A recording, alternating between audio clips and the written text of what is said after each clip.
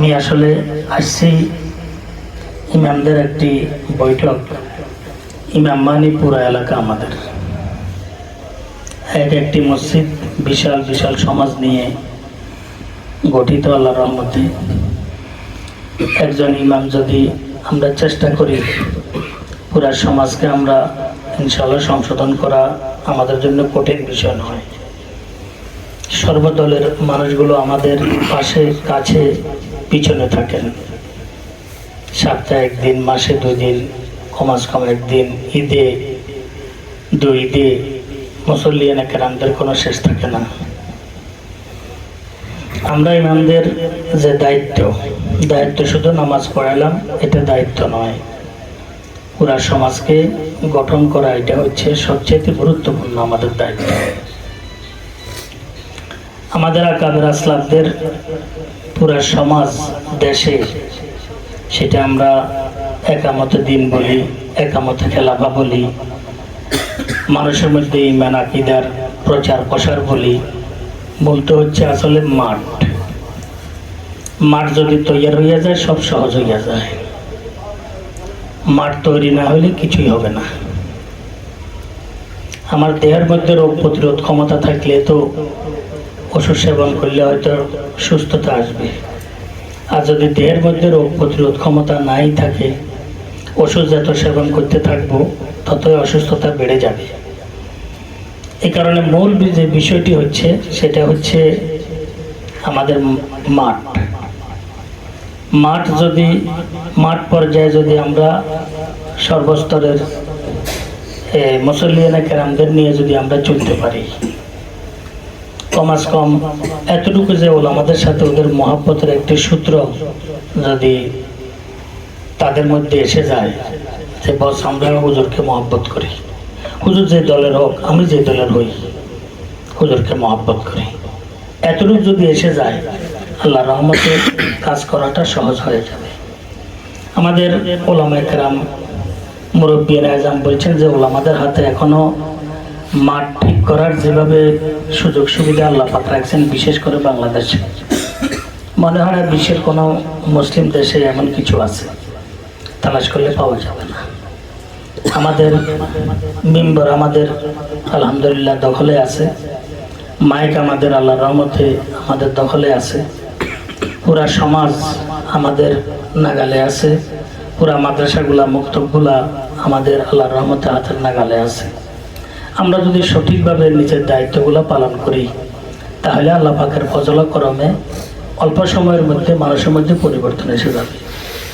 এত ঝড় এত তুফানের ভিতর দিয়েও যে এতটুক আলহামদুলিল্লাহ বাকি আছে, এটা আলহামদুলিল্লাহ আমাদের ওলামাদের, আমাদের বুজুর্গানে দিনদের, আহলুল্লাহ আল্লাহওয়ালাদের, সর্বস্তরের জিম্মেদার যিনারা আছেন, ইমাম হন, মুদাররিস হন, মাশায়েখ হন, আকাবের আসলাফ, ওনাদের কোরবানি, দোয়া, মেহনতের বরকতে আমরা পর্যন্ত দিনে এসেছে। আমরা যদি আমাদের প্রজন্মের জন্য যদি কোনো একটি বিষয় যদি চিন্তা না করি তাহলে আমরাও ঠিক থাকতে পারবো না, স্থির থাকতে পারবো না। প্রজন্ম একদম হেরে যাবে, কিছুই ধরে রাখতে পারবে না। মসজিদগুলা সব বাতিলদের হাতে চলে যাবে, কিছুই থাকবে না। এই কারণে আমরা যারা আছি, আমার অনুরোধ থাকবে আমার জন্য দোয়া করবেন। আমি তো এই পরিবেশে বসবাস করি, এই খানা পিনা নিয়েই চলি, লেবাস পোশাক নিয়ে চলি। আমরা প্রথমে আমাদের ব্যক্তিগত আমলকে আমরা খুব প্রাধান্য দিব। গাছ ভালো হলে না বা ফল ভালো হয়, গাছ ভালো না হলে ফল কখনো ভালো হয় না। গাছ যত মজবুত হবে তার ফল তত মজবুত হবে, সুন্দর হবে। এটাকে বলা হয় বীজ হইতে অঙ্কুর উৎপন্ন হয়।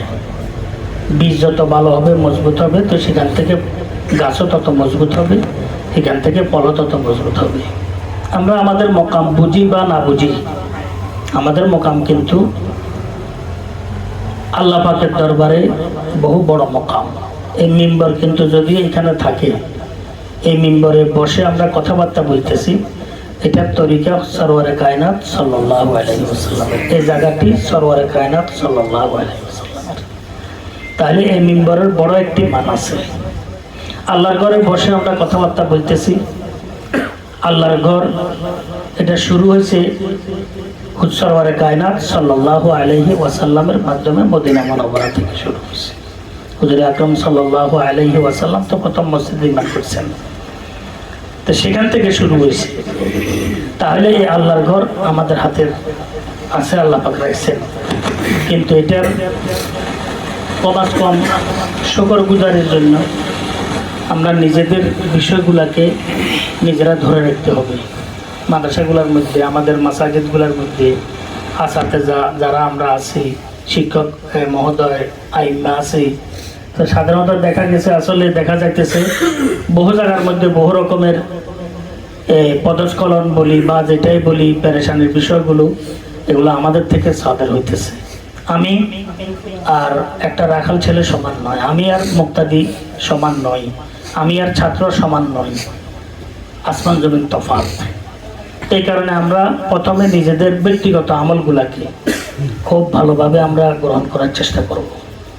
ব্যক্তিগত আমল ঠিক হইলে না আল্লাহর রহমতে ফানজুরু আম্মান তাআখুযুনা দীনাকুম, মানুষ দেখে দেখে আমাদেরকে ইনশাআল্লাহ তাআলা কি আমাদের অনুসরণ করবে। হ্যাঁ, আর আল্লাহ পাকের নেক বান্দাদেরকে দেখে আল্লাহ পাকের মহব্বত এসে যায়, এদেরকে দেখে মানুষ হেদায়েত পায়। তো আমরা যদি নিজেদের মধ্যে যদি গ্রোথ সৃষ্টি করতে পারি মানে আমলি আকায়েদি, তাহলে আল্লাহর রহমতে মানুষ দেখে আমাদের থেকে ইনশাআল্লাহ বহু কিছু পাবে। বড় একটি বিষয় হচ্ছে, আসলে আমরা তো থাকি খুব পবিত্র জায়গাগুলোর মধ্যে, মাদ্রাসার মধ্যে, মসজিদের মধ্যে, মাদ্রাসার মধ্যে।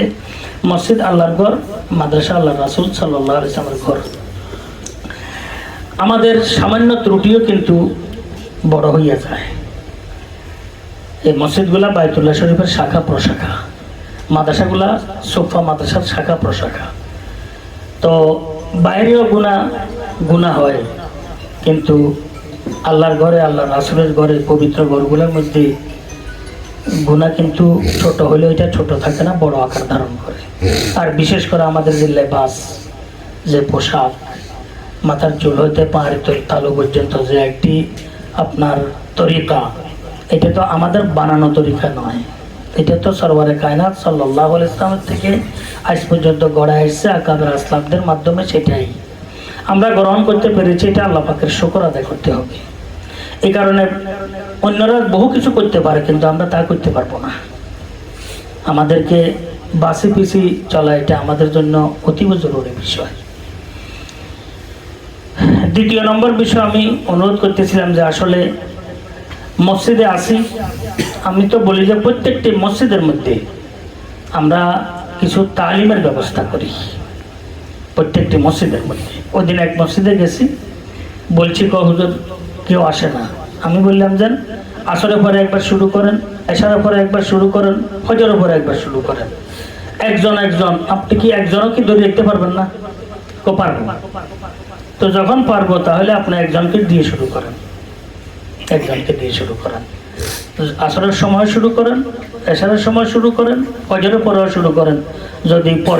যদি আপনার সময় থাকে, না হলে কমাস কম দুই না হলে এক ওয়াক্ত দেখবেন বাড়তে বাড়তে এটা ইনশাআল্লাহ তাআলা একটা, আজকে এই 6 মাসে একজন, আগামী 6 মাসে একজন, তো চিন্তা করে দেখেন 12 বছর হলে কজন হয় এলাকার মধ্যে, একটা হিসাবে তো নিয়ে আসতে হবে। এমন না যে আমি বসার পরে একবার 12 জন 14 জন একসাথে হয়ে যাবে, এমন বহু মুশকিলও ঘটে। এই কারণে বলতেছিলাম আমরা তালিমি বিষয়গুলোকে আমরা মসজিদগুলোর মধ্যে আমরা কি শুরু করে দিই আল্লাহর রহমতে। আর বিশেষভাবে বর্তমান যে পুরা বৈশ্বিকভাবে যে ফিতনা, সেই ফিতনা হচ্ছে আকাবের আসলাফ থেকে দূরে সরার কারণে, আকাবের আসলাফ থেকে বিচ্যুতির কারণে ধর্মীয় লাইনে সব ফিতনার জন্ম।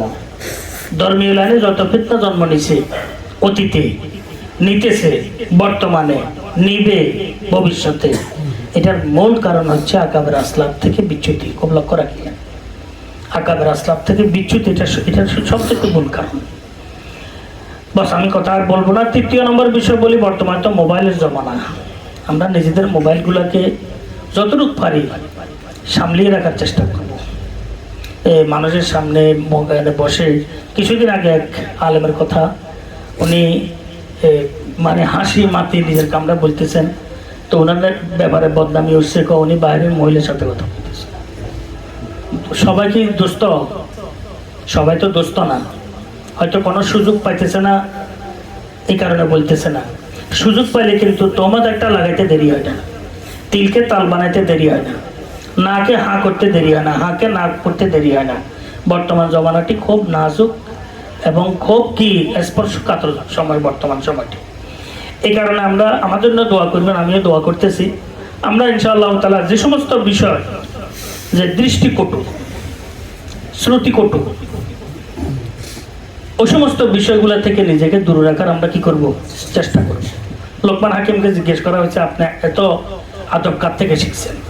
বলছে আর বেয়াদব, বেয়াদবদের থেকে আমি আদব শিখছি। যেটা দেখতে বেয়াদবের মধ্যে ছিল আমার কাছে খারাপ লাগছে, সেটা আমি পরিহার করছি। তো আমি বলতেছিলাম আসলে প্রত্যেকটি বিষয়গুলোকে আমরা গুটিয়ে গুছিয়ে চলার আমরা কি করি? চেষ্টা করি।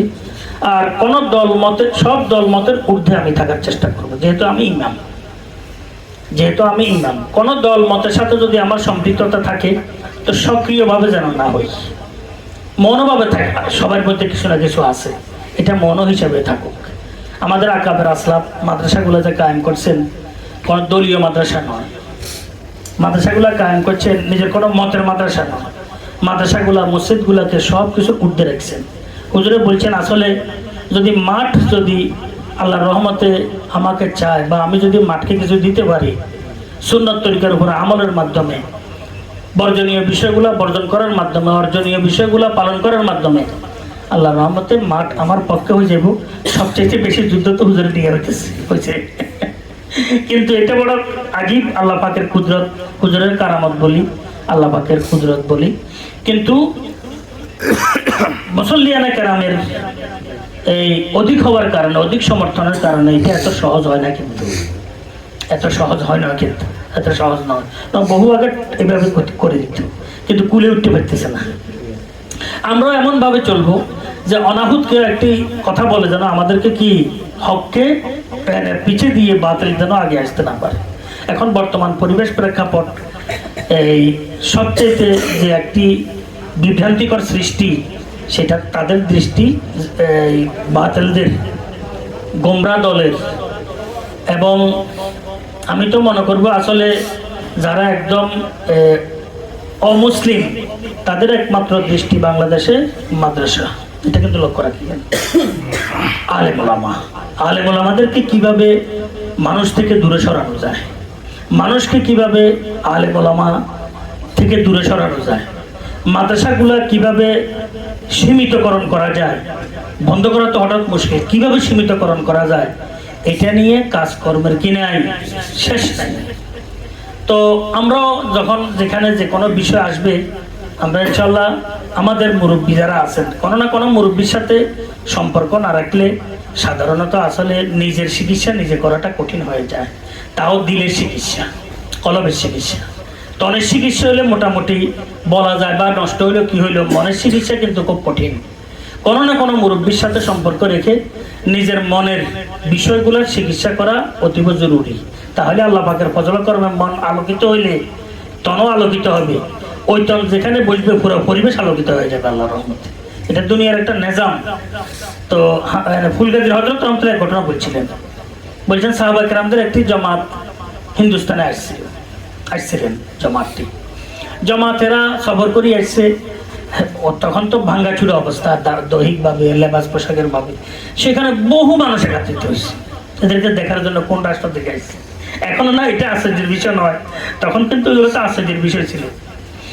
এখন কারো কথা কেউ বুঝে না, এরা কোথেকে আছে, কি কয়, কিছু বুঝে না। কিন্তু শুধু এদেরকে দেখে হাজার হাজার মানুষ ওই অনুষ্ঠানের মধ্যে মুসলমান হয়ে যাবে, তারা দেখার জন্য আসছে। বলছে তারিখের কিতাবের মধ্যে আছে। তো আমি আপনাদের খেদমতে এতটুকু অনুরোধ করব যে আমরা ইনশাআল্লাহ তাআলা আমলি যোগ্যতা অর্জন করব, নিজের আমলি বিষয়গুলোকে ধরে রাখার চেষ্টা করব, বর্জনীয় যে বিষয়গুলো আছে, কটু বিষয়গুলো আছে, এগুলোকে আমরা বর্জন করার চেষ্টা করব। আর বেশি বেশি আমাদের আল্লাহ পাকের দরবারে দোয়া করা দরকার। বেশি বেশি দোয়া করা দরকার। আল্লাহ পাকের সাথে সম্পর্ক আমাদের যত গভীর হবে, মজবুত হবে, আল্লাহর রহমতে ওই সম্পর্কের মাধ্যমে আল্লাহ পাকের রহমত বেশি বেশি আমাদের উপরে নাজেল হবে, আমাদের মাধ্যমে পুরো এলাকার উপরে নাজেল হবে। এক একটা ইমাম তো আল্লাহর রহমত শুধু দুনিয়ার ইমাম নয়, এরা আখিরাতের ইমাম আল্লাহর রহমতে। সব মসজিদ মাদ্রাসার কাজগুলা আল্লাহর রহমতে যা সদকা জারিয়ার হইতেছে সবগুলা প্রাপ্ত উনি হবেন আল্লাহর রহমতে। অন্যরা তো যেগুলো আছে এগুলো হবে সব পরিমাণ এখানে ওনার আমল নামার মধ্যে এসে যায়। তো আমরা মসজিদের থেকে মাদ্রাসা থেকে আলহামদুলিল্লাহ ফেনী জিলাধীন যেই আল্লাহ রহমতে ওলামা ইকরাম আছেন, আল্লাহ রহমতে মসজিদ মাদ্রাসাগুলো আছে, আমি তো মনে করি অন্যান্য এলাকা থেকে এটা আলোকিত এলাকা। তো আমরা যদি এখানে থেকে যদি আমরা নিজেদের আমল, নিজেদের এলেম, নিজেদের আখলাক, নিজেদের জাহের, নিজেদের বাতেন যদি আমরা সজ্জিত করতে না পারি, তাহলে আমরা আসলে ভাগ্যবান হইতে পারবো না। এতটুকু কথা আমি বলি। আপনাদের খেদমতে আমি নিজের জন্য দোয়া চাইতেছি, আপনাদের জন্য আমি দোয়া করতেছি।